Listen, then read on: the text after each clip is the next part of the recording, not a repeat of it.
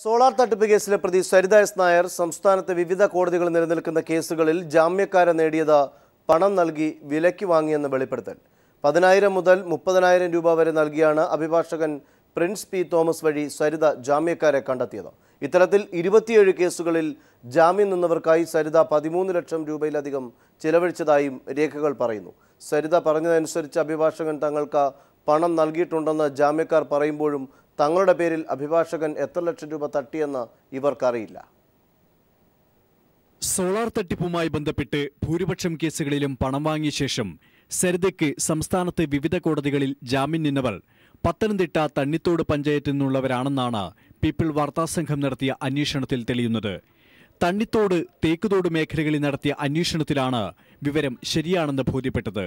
ഇക്കാര്യം ജാമ്യക്കാർ തന്നെ പീപ്പിളിനോട് തുറന്നു സമ്മതിച്ചു. ചേട്ടന് 10,000 രൂപ നേരത്തെ എനിക്ക് അഡ്വക്കേറ്റ് പ്രിൻസ് ആണ് 10,000 രൂപ തന്നത്.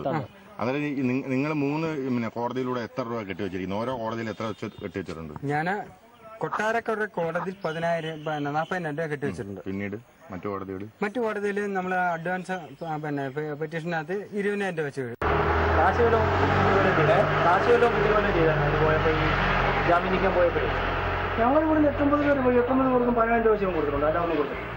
വിവിധ കേസുകളിലായി ജാമ്യം നിന്നവരാരും കേസിന് മുൻപ് സരിതയെ കണ്ടിട്ട് പോലുമില്ല. ഇവർക്കും സരിതയുമായി യാതൊരു വ്യക്തിബന്ധങ്ങളുമില്ല. സരിതയുടെ അഭിഭാഷകൻ പ്രിൻസ് പി തോമസ് പറഞ്ഞിട്ടാണ് എല്ലാം ചെയ്തത്. ജാമ്യം നിന്നതിന് പ്രതിഫലമായി പലർക്കും 10,000 രൂപ മുതൽ 30,000 രൂപ വരെ ലഭിച്ചിട്ടുമുണ്ട്. സരിതയുടെ ജാമ്യക്കാരിൽ പലരും അബ്കാരി കേസുകളിൽ പ്രതികളും ജയിൽ ശിക്ഷ അനുഭവിച്ചവരുമാണ്. ഇത്തരത്തിൽ 28 പേരാണ് തണ്ണിത്തോട് പഞ്ചായത്തിൽ നിന്ന് മാത്രം സരിതയ്ക്ക് ജാമ്യക്കാരായത്. ഇതിനായി മാത്രം ലക്ഷങ്ങളാണ് Saritha മുടക്കിയത്.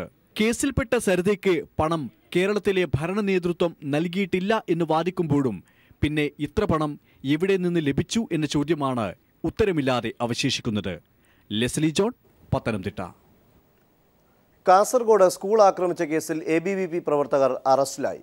Kasaragod Kanhangad higher secondary school ആക്രമിച്ച കേസിലാണ് പ്രതികൾ അറസ്റ്റിലായത്.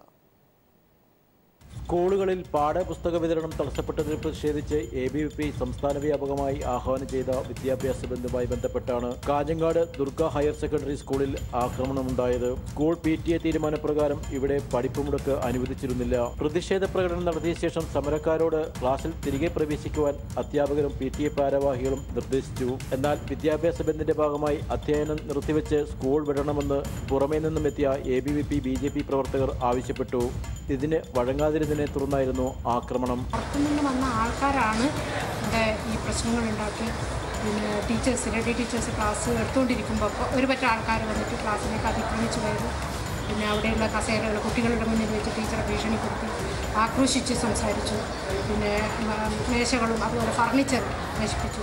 ആക്രമണം കണ്ടുഭയന്ന് ചില അധ്യാപികമാരും വിദ്യാർത്ഥിനികളും ബോധരഹിതരായി വീണു. ഫർണിച്ചർ അടിച്ചു തകർത്തു. പ്രിൻസിപ്പാളിന്റെയും ഹെഡ്മാസ്റ്ററുടെയും ഓഫീസുകൾക്ക് നേരെയും ആക്രമണം ഉണ്ടായി.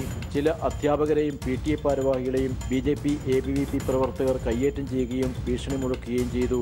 പോലീസ് എത്തിയതിനെ തുടർന്നാണ് അക്രമികൾ പിന്തിരിഞ്ഞത്. BJP ABVP പ്രവർത്തകരായ രാകേഷ്, വൈശാഖ്, പ്രണവ് എന്നിവരെ ഹോസ്ദുർഗ് പോലീസ് അറസ്റ്റ് ചെയ്തു. ഇവർ ഉൾപ്പെടെ കണ്ടാലറിയാവുന്ന 50ഓളം പേർക്കെതിരെയും പോലീസ് കേസെടുത്തിട്ടുണ്ട്. News bureau, Kasaragod. മറ്റു വാർത്തകളിലേക്ക്. IPL കൊച്ചി ടീം ഉടമകളെ IPL ചെയർമാനായിരുന്ന ലളിത് മോഡി ഭീഷണിപ്പെടുത്തിയതിന്റെ രേഖകൾ പുറത്തായി. ലേലത്തിൽ നിന്ന് പിന്മാറണമെന്നായിരുന്നു മോദിയുടെ സമ്മർദ്ദം.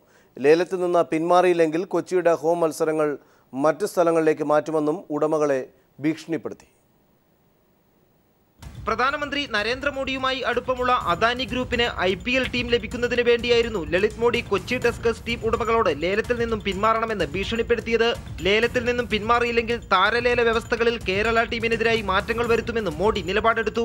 കേരളത്തിൽ നടക്കേണ്ടുന്ന ഹോം മത്സരങ്ങൾ ഹരിയാനയിലെ ദിവാനിയിലോ ഗുവാഹത്തിയിലോ വെച്ച് നടത്തുമെന്നും മോഡി ടീം ഉടമകളെ അറിയിച്ചതായി പുറത്തായ രേഖകളിൽ നിന്നും വ്യക്തമാകുന്നു.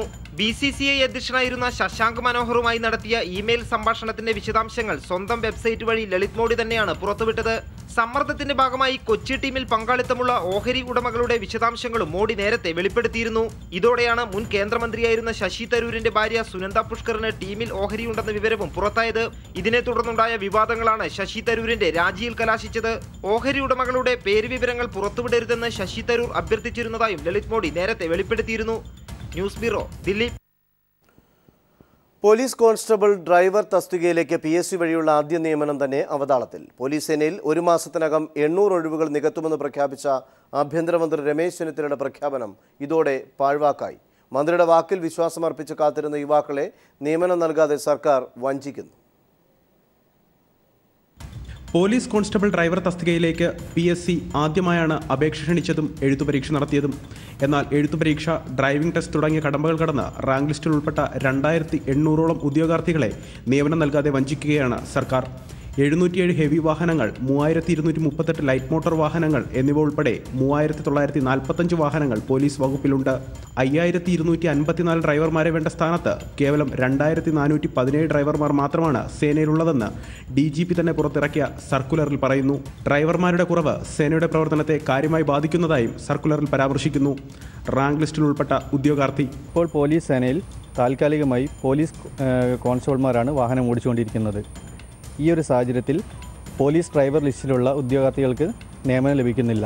ഈ ഒരു പ്രവണത മൂലം പോലീസ് കോൺസ്റ്റബിൾ ഡ്രൈവർ ലിസ്റ്റിലുള്ളവർ ഇതുവരെ വഞ്ചിതരാകുന്ന രീതിയിലാണ്. ഞങ്ങളുടെ നിയമനം തന്നെ അനിശ്ചിതത്വത്തിലായിട്ടാണ് ഞങ്ങൾക്ക് അനുഭവപ്പെടുന്നത്. വാഹനങ്ങൾക്ക് ആനുപാതികമായി ഡ്രൈവർ തസ്തിക സൃഷ്ടിക്കാത്തതും നിലവിലുള്ള ഒഴിവുകൾ PSCക്ക് റിപ്പോർട്ട് ചെയ്യാത്തതുമാണ് റാങ്ക് ലിസ്റ്റിൽ നിന്നുള്ള നിയമനങ്ങൾക്ക് തടയിടുന്നത്. 800 ഡ്രൈവർമാരുടെ ഒഴിവുകൾ 1 മാസത്തിനകം നികത്തുമെന്ന് ആഭ്യന്തരമന്ത്രി പ്രഖ്യാപിച്ചിട്ട് 1 വർഷം തികയുന്നു. എന്നാൽ ഒരു ഒഴിവ് പോലും നാളിതുവരെ PSCക്ക് റിപ്പോർട്ട് ചെയ്തിട്ടില്ല. തെരഞ്ഞെടുപ്പുകളും ഉപതെരഞ്ഞെടുപ്പുകളും വരുമ്പോൾ മാത്രം വാഗ്ദാനങ്ങൾ നൽകി ഇവരെ സമീപിക്കുന്ന മുഖ്യമന്ത്രിയോടും മന്ത്രിമാരോടും ഇവർക്ക് പരാതിയില്ല. സ്വന്തക്കാരെ താൽക്കാലികമായി നിയമിച്ച് അവരെ സ്ഥിരപ്പെടുത്തുന്ന പ്രവണതയോടും ഇവർക്ക് പരിഭവമില്ല. കഷ്ടപ്പെട്ട് പഠിച്ച് റാങ്ക് ലിസ്റ്റിൽ ഉൾപ്പെടുന്ന ഇത്തരത്തിലുള്ള ആയിരക്കണക്കിന് യുവതി യുവാക്കളാണ് കേരളത്തിലുള്ളത്. ഇവർ എന്ത് തെറ്റാണ് ചെയ്തത്? ക്യാമറാമാൻ ജിബേഷിനൊപ്പം അലക്സ് റാം മുഹമ്മദ്, കോഴിക്കോട്. അടിയന്തരാവസ്ഥയെ കറുത്ത ദിനമെന്ന് വിശേഷിപ്പിച്ച പ്രധാനമന്ത്രി നരേന്ദ്രമോദി. അന്നത്തെ ഭരണാധികാരികൾ ജനാധിപത്യത്തെ ചവിട്ടിത്താഴ്ത്തിയെന്നും നരേന്ദ്രമോദി പറഞ്ഞു. രാജ്യം അടിയന്തരാവസ്ഥയുടെ 40ാം വാർഷിക ദിനം ആചരിക്കുമ്പോൾ ട്വിറ്ററിലൂടെയാണ് മോദിയുടെ ഈ പ്രതികരണം. ഈ റിപ്പോർട്ടോടുകൂടി ഇന്നത്തെ ക്രൈംബ്രാഞ്ച് സമാപിക്കുന്നു. നമസ്കാരം.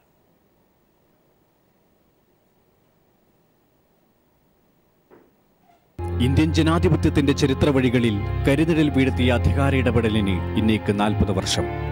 1971 ലോക്സഭാ തെരഞ്ഞെടുപ്പിലെ വിജയം അലഹബാദ് ഹൈക്കോടതി റദ്ദാക്കിയതും രാജ്യവ്യാപകമായി ഉയർന്നുവന്ന ജനകീയ പ്രക്ഷോഭവുമാണ് പ്രധാനമന്ത്രി ഇന്ദിരാഗാന്ധിയെ അടിയന്തരാവസ്ഥ പ്രഖ്യാപിക്കാൻ പ്രേരിപ്പിച്ചത്. സ്വതന്ത്ര ഇന്ത്യയുടെ ചരിത്രത്തിലെ കുപ്രസിദ്ധവും കറുത്തതുമായ അധ്യായം 19 മാസമാണ് നീണ്ടുനിന്നത്. 1975 പ്രഖ്യാപിക്കപ്പെട്ട അധികാരദൂർത്തിന്റെ ഇടപെടൽ 77 വരെ നീണ്ടുനിന്നു. ജയപ്രകാശ് നാരായണനടക്കം പ്രമുഖ സോഷ്യലിസ്റ്റ് നേതാക്കൾ അറസ്റ്റിലായി.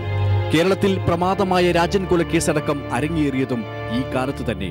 അസഹനീയതയുടെ പർവ്വങ്ങൾ താണ്ടിയ ഇന്ത്യൻ ജനത പിന്നീട് വന്ന തെരഞ്ഞെടുപ്പിൽ കോൺഗ്രസിന് കനത്ത തിരിച്ചടി നൽകിയെന്നതും ചരിത്രം. അടിയന്തരാവസ്ഥയുടെ നിഴലിലാണ് രാജ്യമിന്ന് എന്ന് പറഞ്ഞ പ്രമുഖ BJP നേതാവ് LK അദ്വാനിയുടെ വാക്കുകൾ ഓർമ്മിപ്പിക്കുന്നത് പുതിയ രാഷ്ട്രീയ സാഹചര്യത്തിന്റെ ഭീതിപ്പെടുത്തൽ തന്നെ. News desk.